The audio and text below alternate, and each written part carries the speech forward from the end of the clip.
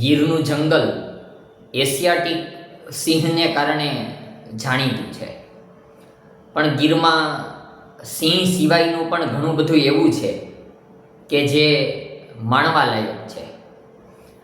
ગીરના જંગલની પક્ષી સૃષ્ટિ પણ અદ્ભુત છે. જો સિંહનું એ અભયારણ્ય ન હોત તો એ પક્ષીઓનું અભયારણ્ય બની શકે તેવી શક્તિ એ ગીરના જંગલમાં છે. એવી વૈવિધ્યતા પક્ષીઓની ત્યાં છે. અન્ય એક જે સંસ્કૃતિ છે એ ગીરની નેસ સંસ્કૃતિ છે. ગીરના નેસમાં જે માલધારીઓ વસે છે તેમની સંસ્કૃતિ એ નેસ સંસ્કૃતિ એ પ્રખ્યાત છે, માણવા જેવી સંસ્કૃતિ છે. માલધારી સમાજ જે માલઢોર વચ્ચે જે જંગલ વચ્ચે જીવે છે તેમનું જીવન એ અદ્ભુત છે. તેમના બાળકો ત્યાં શિક્ષણ લઈ રહ્યા છે. અત્યારે ગુજરાત સરકારના શિક્ષણ વિભાગ દ્વારા ત્યાં અલગ અલગ દરેક નેસની પોતપોતાની શાળાઓ છે કે જ્યાં ઓછી સંખ્યા વિદ્યાર્થીઓની છે તો એટલીસ્ટ 1 થી 5 ધોરણના બાળકોની એ શાળા છે. એ બાળકોનું શિક્ષણ આગળ વધી રહ્યું છે.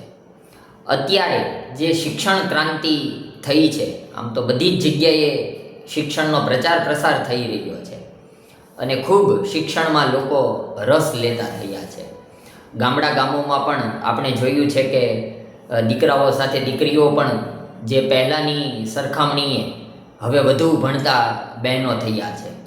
એ જ પ્રમાણે ગીરની સંસ્કૃતિમાં, નેસ સંસ્કૃતિમાં પણ બાળકો ભણતા થયા છે. તો એ બાળકો શિક્ષણ લઈ રહ્યા છે. એમાં અત્યારે 5 લાખનું ફંડ પ્રાઇવેટ સેક્ટરમાંથી મળ્યું છે, સેવાભાવીઓ દ્વારા દાન મળ્યું છે અને એ 5 લાખના ફંડમાંથી બાળકોને અલગ અલગ એજ્યુકેશન કીટ ફાળવવામાં આવી. સૌરાષ્ટ્ર પાટીદાર કલ્ચરલ સમાજ એ યુએસએમાં કાર્યરત છે. એઓએ ખાસ ગીરની શિક્ષણ વ્યવસ્થામાં કંઈક પોતાનું યોગદાન અપાય એ માટે પ્રયત્નો કર્યા. ઉપરાંત ગોવિંદપુરા ગામના પ્રશાંતભાઈ ગજેરાએ પણ તેમાં પોતાનું યોગદાન આપ્યું. એ બંનેએ ભેગા મળીને 5 લાખનું જે ફંડ ફાળ્યું તેમાંથી વિદ્યાર્થીઓને સરસ મજાની એજ્યુકેશન કીટ આપવામાં આવી. એનું એક કાર્યક્રમનું સરસ આયોજન કાશિયા નેસમાં થયું.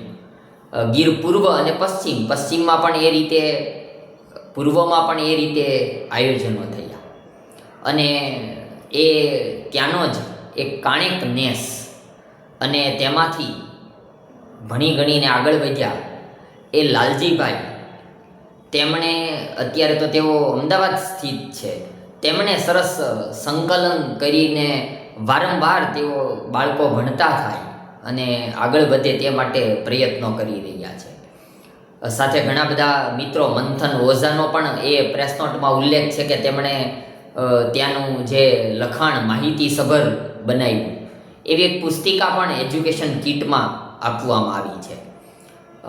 નોટબુક્સ છે, બોલપેન, પેન્સિલ જે સામાન્ય રીતે બાળકોને જરૂરિયાત હોય છે, સ્કૂલ બેગ છે, આ રીતે અલગ અલગ પ્રકારની કીટનું વિતરણ કરવામાં આવ્યું.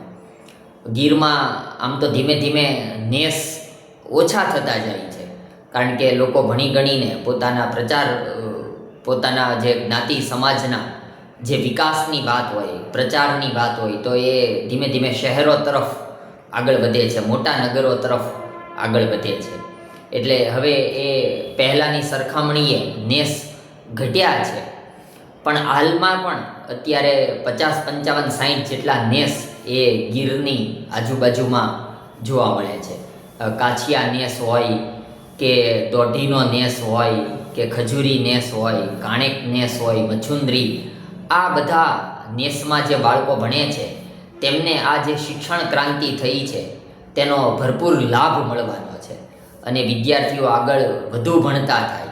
ખાસ કરીને આવી સામાજિક સંસ્થાઓ, સેવાભાવીઓ હજુ પણ વધારે આગળ આવશે, કારણ કે આ એક યજ્ઞ કાર્યમાં આહુતિ આપવાનું કામ શરૂ થયું છે અને લાલજીભાઈ સરસ બધું સંકલન લાલજીભાઈ બોરસિયા કરી રહ્યા છે, જેના કારણે પણ લોકોને ઘણા વ્યક્તિઓને દાન પુણ્ય કરવું હોય છે, પણ તે કઈ જગ્યાએ કેવી રીતે કેમ એ યોગ્ય વ્યક્તિ સુધી પહોંચાડવું, તો તે માટે આ લાલજીભાઈ જેવું સંકલન થાય એ પણ જરૂરી છે.